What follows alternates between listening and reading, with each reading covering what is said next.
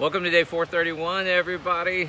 431. Girl, don't cover up your eyebrows, right? Don't cover up your eyebrows. So today is a, what was it, 9-10 minute video from Alpi, the artist, and talking about imperfections. So for those who aren't familiar with Frida Kahlo, she is probably next to Diego Rivera, like one of the most famous Mexican artists. And I Googled her a little bit. She was born in 1907 and died in 1954. And if you do the math, that means she died at the age of 47. Okay, I'm 48. And I was like, what? All right. So tip number one, super important, is life is a lot shorter than we think. That's not so cheery, Dr. V, but life is a lot shorter than we think. So Frida Kahlo, in her 47 short years, lived an amazing life. She had a movie. Who remembers the movie, Frida, that starred Salma Hayek? I don't know about you, but imagine that you lead a life that is so inspiring that one day the most famous, one of the most popular actresses in the world is playing your life in a movie. So Salma Hayek played Frida Kahlo in a movie, when was that movie? 2004, something around there, with Antonio Banderas, Antonio Banderas. But tip number two, even though life is really short, you can get a lot done. So there's hope there. Like, you can get a lot done. You can have an impact. You can leave a legacy. You can do something that's memorable in that short period of time. So there's hope. The key is you just got to get started. You just have to get started, okay? These tips are flying through, man. Now, how do you get started? Number one, tip number three. To get started, you have to brace your imperfections. All right? So this is an important tip. For those of you guys who are still kind of not going live, still haven't started writing your book, still stuck on the first chapter of your book, still, whatever it is, you haven't launched your business, you haven't really sold any dildos yet, you haven't done it, you're still stuck, right? How do I get started, Dr. V? Number one, you have to embrace your imperfections. Start by embracing your imperfections. So Frida Kahlo, like, she contracted polio, because that was a thing back then, man. So she got polio, and that left her with one leg shorter than the other. And then when she was in her 20s, I believe, she was hit by a bus.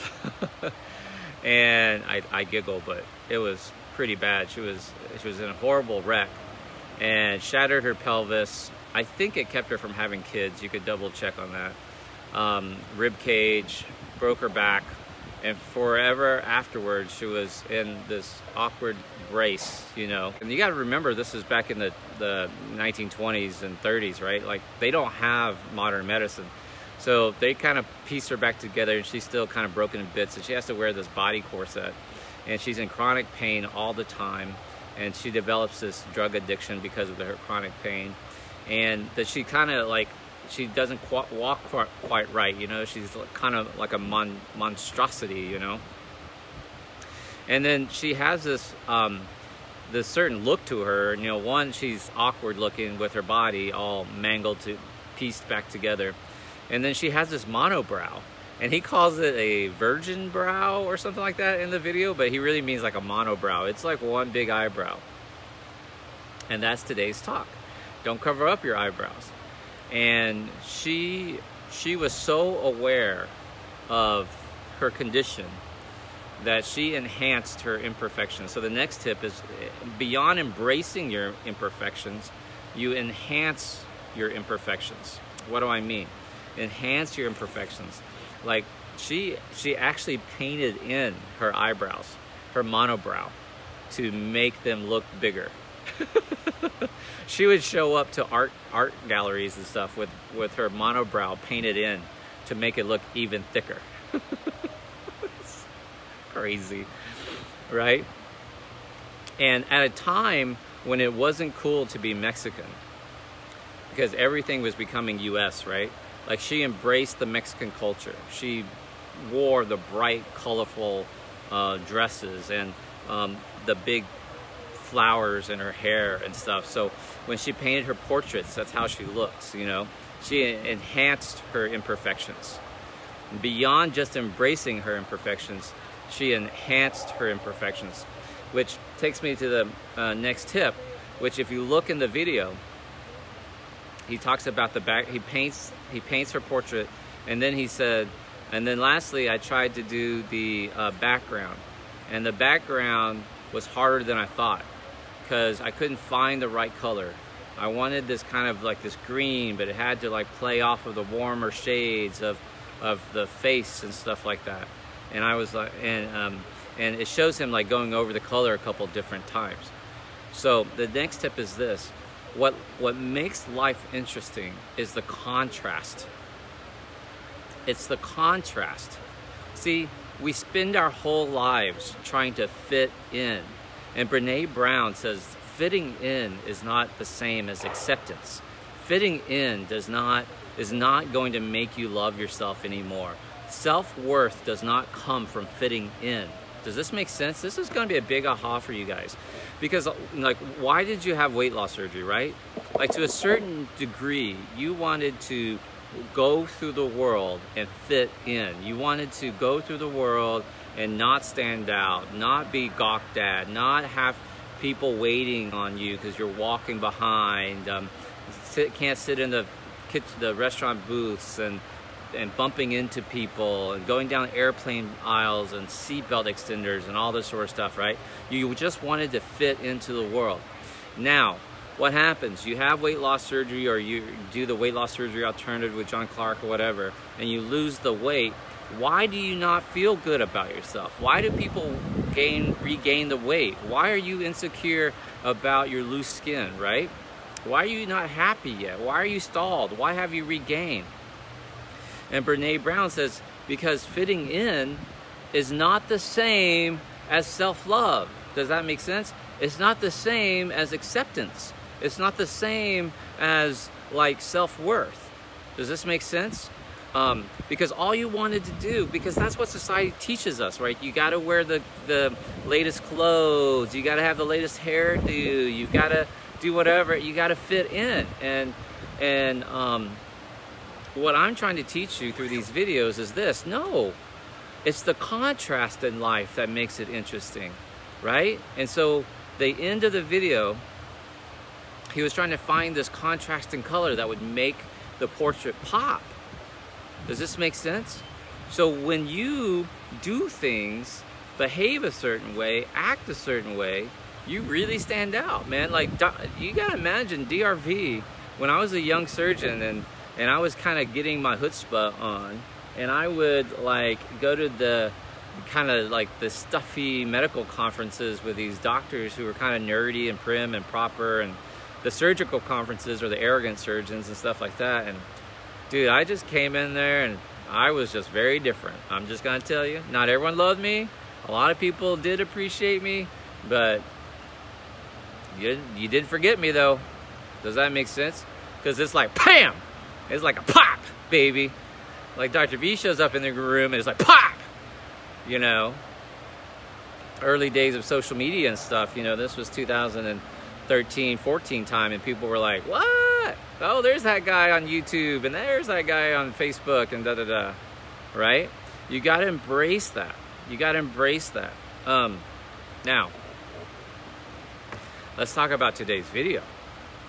Okay, first of all, put a 1 in the comments section that if you had painted that picture, that painting, you would be like over the moon. You would think it was so amazing, so beautiful. You would hang it up, you would show it, you would frame it.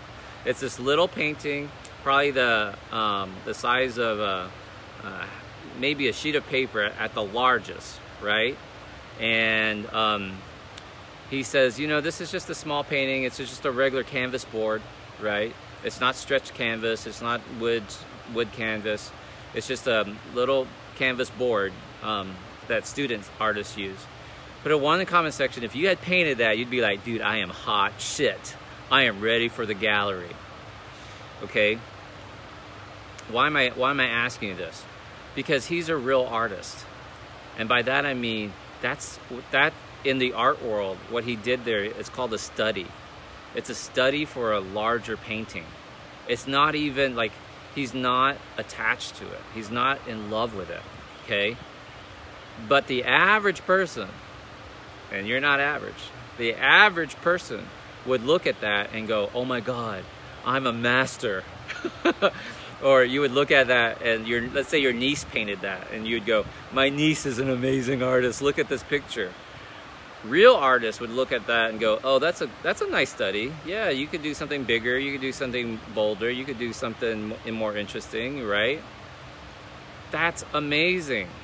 Does that make sense? And in yesterday's video and in today's video, comment if you, at the very end, if you watch both videos, he takes his technique of abstraction is he'll take a paint roller and he rolls over like the hair, a little bit of the hair, a little bit of the face, right? A little bit of the neck. And the first time you saw him roll over the portrait, you were like, holy shit, you're gonna ruin it.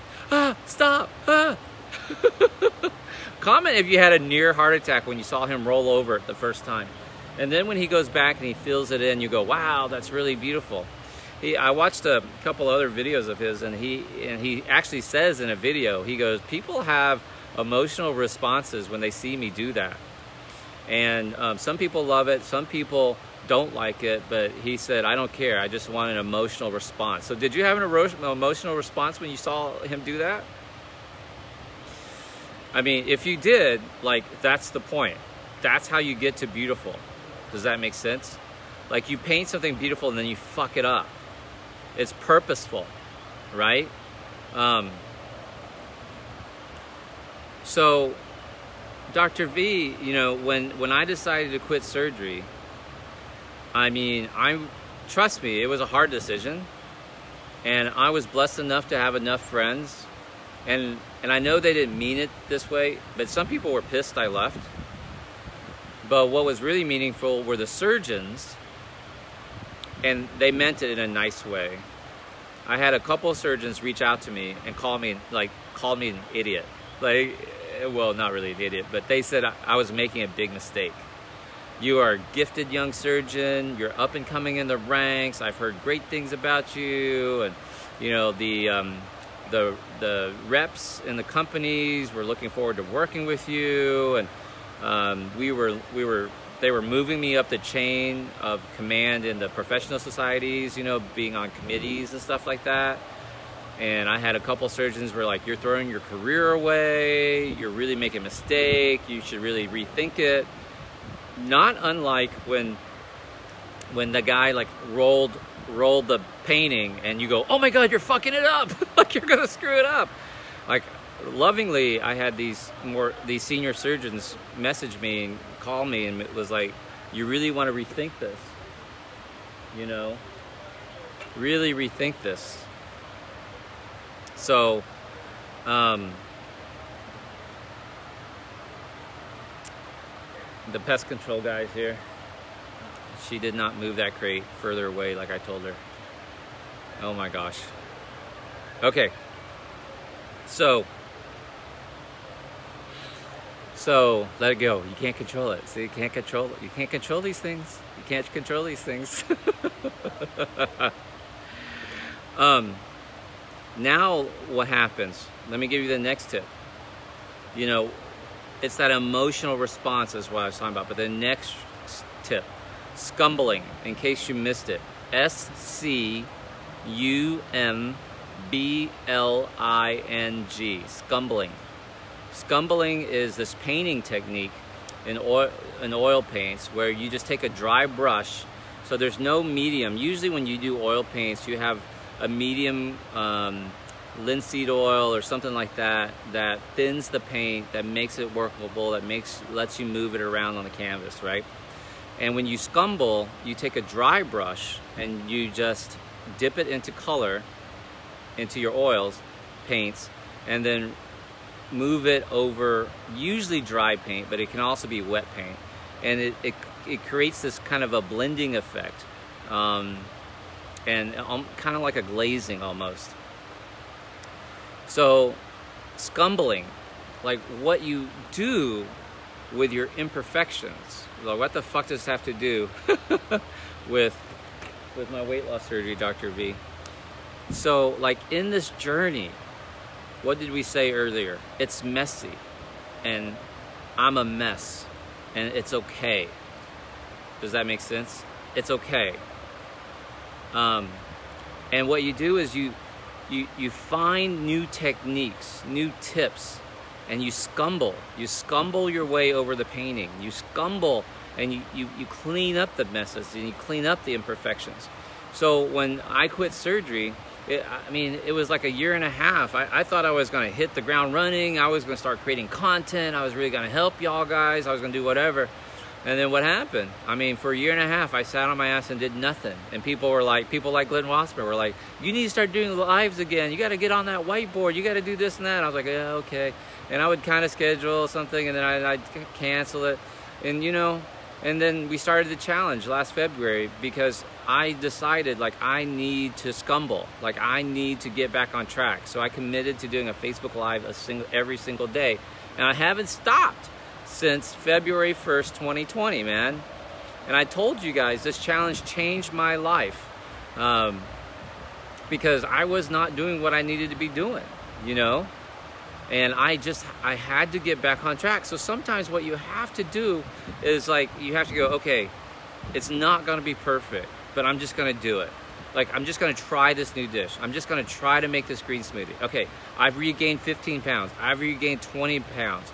I don't have to have the perfect Nikes. I don't have to wait for the perfect weather. I don't have to wait for whatever. I can put on these old sneakers and go for a walk. I don't have to wait for the gym to open. I don't have to wait for a new kitchen gadget to come back. I don't have to wait for my bosses to tell me to come back to work. Does this make sense what I'm saying? You just have to scumble. You just have to try this technique. And he says to you, in this video, he goes, so I did the scumbling, and you gotta admit, turned out pretty good. Like, motherfucker. He says, you gotta admit, look at the results. It's pretty dang good. So once you scumble through this, and a year later of this challenge, you kind of go, you gotta admit, man, with all of the fucking messes, who remembers, the angry people who, when I even announced, like, we did the February beta month, and then I said I'm going to repeat it in March, I had people leave because they were like, I've already done this, I don't want to do it again, and you should be doing, and just telling me off, right? Y'all should have seen some of the messages people sent me. And then we did the purge, and then we did the V-Tribe drama, and then the PayPal drama, and all the scumbling messes. And now you have to admit, we have the strongest community ever. Kintsugi. That's the next tip. Kintsugi. Okay? This is the Japanese art of repairing broken pottery with gold. And they're beautiful. So, in the Western world, when you drop a piece of pottery and it shatters, you throw it away. We waste it. We go to Pottery Barn and buy another one. We go to Amazon and buy another one. What they do instead with Kintsugi is they repair it with gold. And they think it's even more beautiful than before. Now imagine this. If we can adopt Kintsugi, this idea that I'm more beautiful now. Who understands what I'm saying? Like Frida Kahlo, she's broken. Her body is literally broken. And in the movie, she's played by Selma Hayek. She's even more beautiful. She has a monobrow, and she paints it in to make it even thicker. She embraces her imperfections, right? You have weight loss surgery, and we talk about it. Lean back, we talk about this. Like, whether you want to admit it or not, for whatever reason, and it's legitimate, I get it, but for whatever reason, you did it to yourselves. You can blame it on abuse, you can blame it on neglect, you can blame it on verbal abuse, sexual abuse, physical abuse, you can blame it on whatever. Lean back, everybody. At some point you admit, you know what, I did do this to myself. No one made me eat the pie. No one made me eat late at night. No one made me. I had a patient who admitted to driving home and eating an entire pizza by herself in the car before she got home and giving the pizza to her family. She bought 2 pizzas, one for her family, one for herself to eat in the car. And so when she got home, her husband would say, hey, do you want some pizza? And she goes, no, I'm not hungry. And the spouse came to my office and was like, Doc, she really doesn't eat. We don't know why she's this heavy. She's like, she never eats. Well, no, you never see her eat, but she eats. Does this make sense? So you have to admit that you got to this weight, a lot of it because completely by yourself. So in other words, you caused this, knee surgery, this back surgery, you injured yourself on the job because of your weight. You fell and broke your hip because of your weight, or you broke the chair, or whatever happened, right? Or diabetes, or your blood sugar went to 25 or 500 and they had to call the ambulance, all this stuff, right? So you broke your body metaphorically speaking and literally speaking. Now what? Now you have weight loss surgery. Why you have weight loss surgery? I want to get healthy. I want to live longer. I want to be around. I want my life to change, okay? So what you have to do, Kintsugi, you want to repair back the pieces with gold. Put back the broken pieces of your life with gold, y'all. Who understands what I'm saying? Can I have an amen? Can I have an amen in the comment section if you understand what I'm trying to say? Like, it's not enough. It's not enough to like sit there and go, oh, I'm getting better. It's not enough to say, oh, when coronavirus opens up, when I get vaccinated, when this or whatever, when a new president, when an old president, when the Republicans come back in power. Like, you can't say stuff like that, right? Like, it's not enough to just, I'm just going to pick up the pieces and start over again, I guess. Like, no, motherfucker. Like, I am literally telling you, no, you got to Kintsugi. You got to pick up the pieces and repair it with gold. Like, no more leftovers, no more scraping along, no more barely getting by, no more staying in an unhappy marriage, no more 9-to-5 job, no more, none of this fucking bullshit, man. Like, okay, I get it. You were heavy, you were hurt, you were butt hurt, you were diabetic, you were whatever. Repair it with gold. You are worth the repair with gold. You are worth, and you'll be even more beautiful.